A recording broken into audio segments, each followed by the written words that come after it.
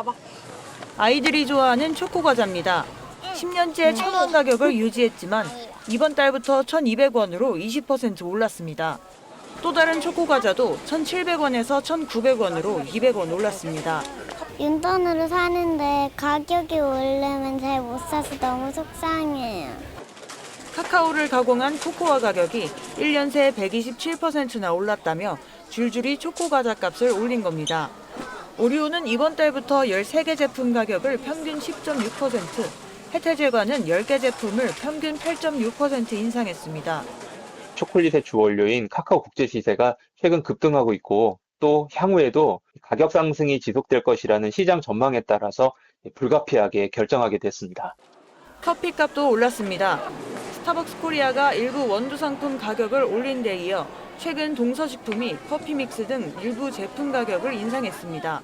물값마저 올라 농심은 생수 출고가를 평균 9.9% 올렸습니다.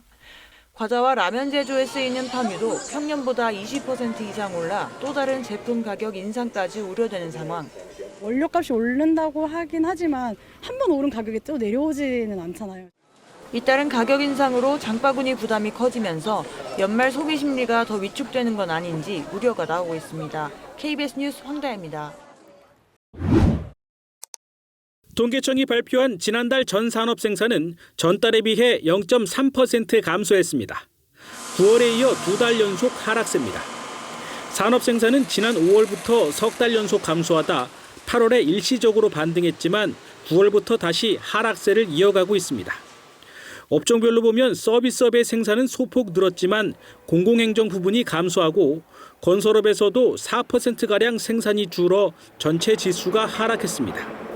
광공업의 경우 반도체 생산은 8% 넘게 증가했지만 자동차 생산이 6% 넘게 감소하며 전달과 같은 수준에 머물렀습니다. 생산과 함께 소비 지표도 하락했습니다. 재화 소비를 나타내는 소매 판매는 전달에 비해 0.4% 감소하며 2달 연속 하락 흐름을 이어갔습니다. 의복을 비롯한 준내구재와 음식료품 등 비내구재 판매는 늘었지만 가전제품 같은 내구재의 판매가 감소한 영향이 컸습니다. 소매 판매 같은 경우는 전월도 마이너스고 전년 동월은 8개월 연속 감소를 유지를 하고 있어서 지금 회복하거나 이런 모습은 지금 보이지 못하고 있기 때문에 투자 지표인 설비 투자는 전달과 비교해 5.8% 줄었고 건설 분야의 투자를 뜻하는 건설 기성은 4% 줄며 6개월 연속 하락 흐름을 이어갔습니다. 이렇게 산업활동 동향을 나타내는 생산과 소비, 투자 지표가 모두 감소한 건 지난 5월 이후 5달 만입니다. 정부는 소상공인과 자영업자 추가 지원 등 정책적인 대응 방안을 강화하겠다고 밝혔습니다. KBS 뉴스 이승훈입니다. 트럼프 당선인은 미국의 핵심 교역국인 캐나다와 멕시코, 중국을 상대로 초강경 관세 카드를 꺼내들었습니다. I'm going to immediately impose a 25% tariff on everything they send in to the United States of America. 각 나라가 관세 대응에 나서고 세계 교역이 위축될 수 있는 불씨를 당긴 셈입니다. 반도체, 화학, 철강 등 우리 주력 수출 분야에서 중국과의 경쟁은 더 치열해졌습니다. 한국은행은 이런 현실을 지목하며 내년 수출 증가율 전망치를 2.9%에서 1.5%로 낮췄습니다. 또 이에 따라 경제 성장률도 하락할 거라고 보고 금리를 인하했습니다.